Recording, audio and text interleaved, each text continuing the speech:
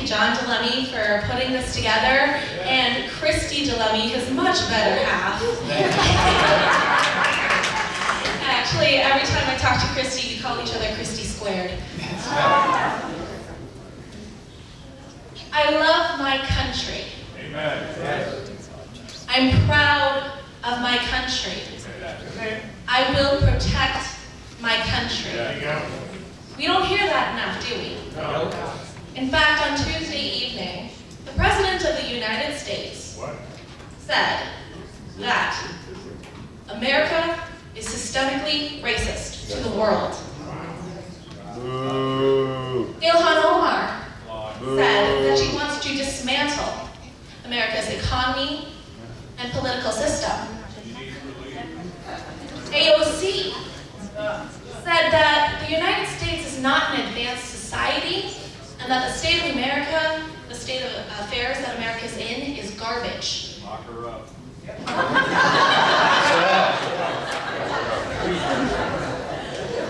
Andrew Cuomo said America's never really that great.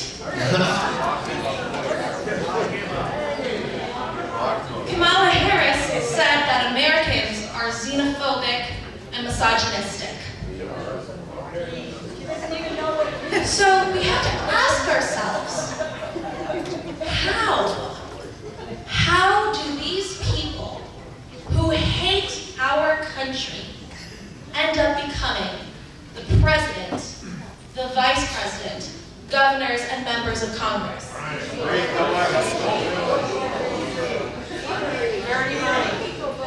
Cheating, indeed. And I will be the first one to say we're going to get blocked off of YouTube. The 2020 presidential election was stolen. But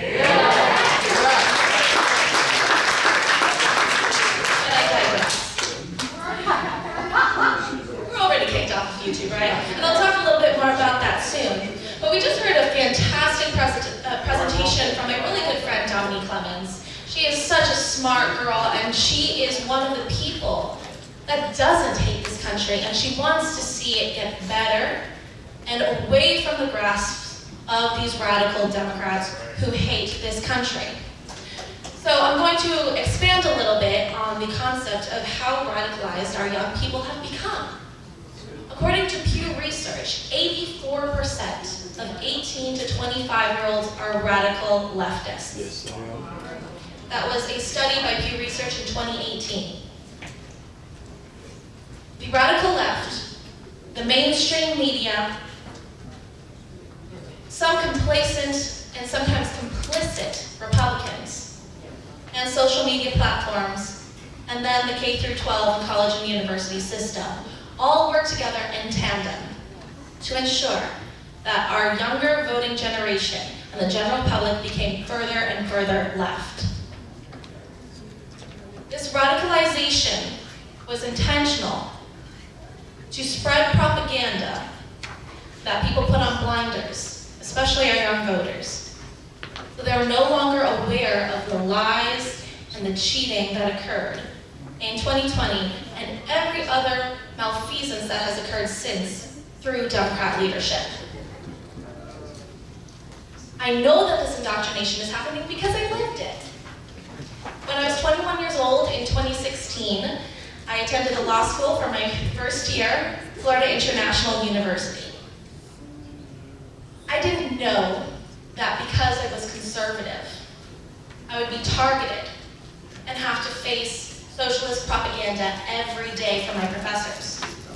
I didn't know that my campaigning for President Trump in 2016 and for the Republican Party would be a reason for my school to try to prevent me from graduating and becoming a conservative lawyer. But that's what they did. They specifically targeted me because I am a constitutionalist, America First Trump supporter.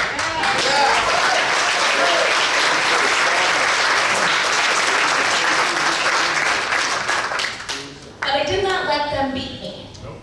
I refused, especially because we have every other incoming class facing the same issue. So, I sued the Department of Education, Florida International University, for their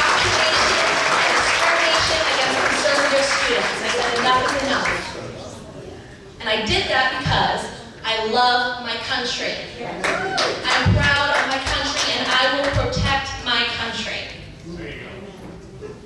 In 2020,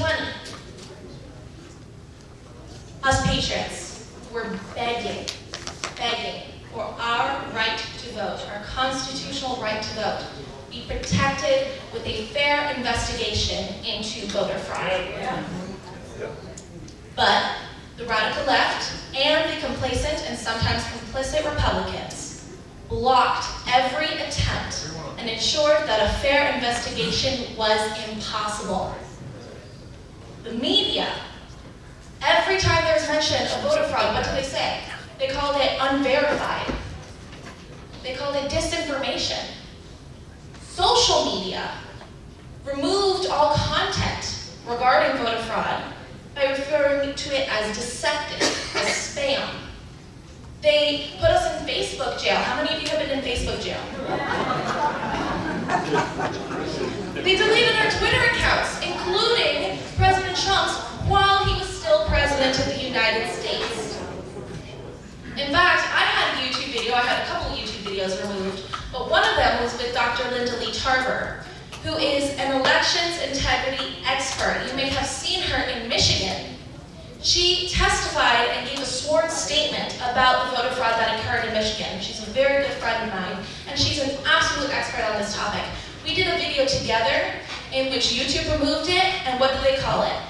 Deceptive and spam. That's what they labeled it. So the issue, though, is not just that they're silencing us, is that they're not letting the general public decide for themselves.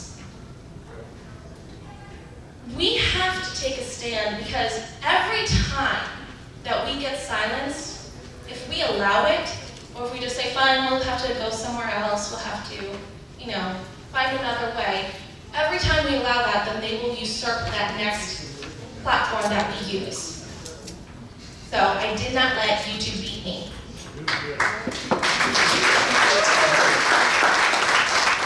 I made my voice louder than ever. In fact, I was a speaker in Washington, D.C. on the Supreme Court steps at the Stop the Steal rallies. Yes. On January 5th and January 6th. I also started a PAC called Constitutional Warriors with a focus of defending the Constitution through judicial review. I did that because I love my country.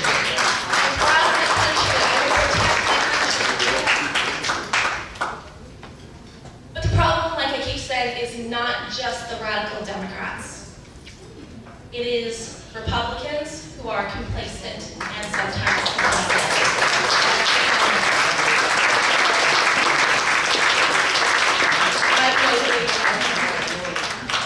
I'm a Republican. So I'm not insulting Republicans, of course not. I find a home in the Republican Party. But when I see that Liz Cheney voted to impeach President Trump because he told Americans on January 6th to patriotically and peacefully let your voices be heard. That's what he said. And that's what they called inciting violence. Why is it inciting violence to them? It's because they do not want our voices to be heard. The deep state takes on these political seats, sits in them for 25 to 30 years, lines their pockets with our taxpayer dollars, and then they betray us when we need them the most. So I ran for Congress in 2020, and I was thinking, I was the youngest person in the country that ran for Congress in 2020 at 24 years old. I did it with a promise, thank you. I did it with a promise that I would not accept money from PACs or from special interest groups, because I wanted to answer to the people. I think these radical Democrats and these complicit Republicans forget who the real leaders of this country are. It is we, the people.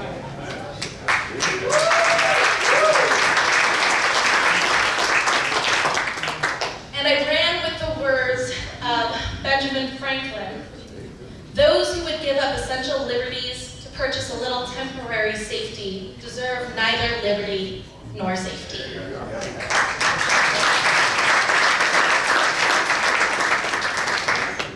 We must keep America free, always.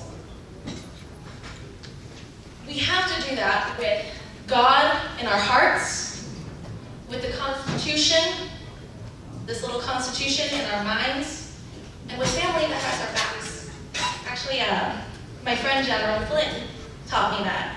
He told me to guide my life with faith, family, and freedom. I brought him here a month ago to Naples, Florida, because we need to have American leaders, American heroes like him, who are going to put values above self-interest. We have an opportunity to guide our young generation, the next generation of voters, to become defenders of the Constitution, because we are constitutional warriors.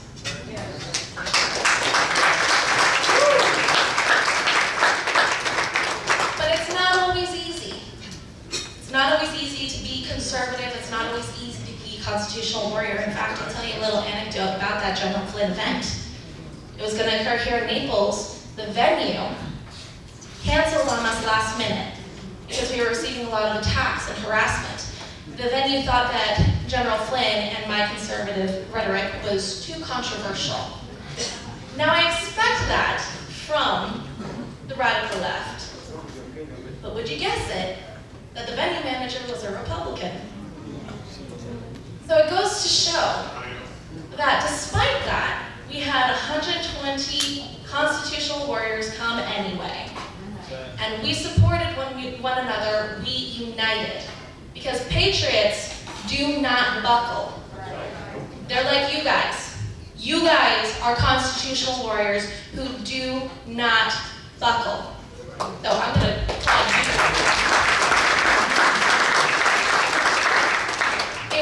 It really warms my heart to see all of us here uniting. Because with this little document that has guided us for 250 years almost, we are united knowing that we are United States citizens. We are guided by the document called the United States Constitution, and we are all children of God.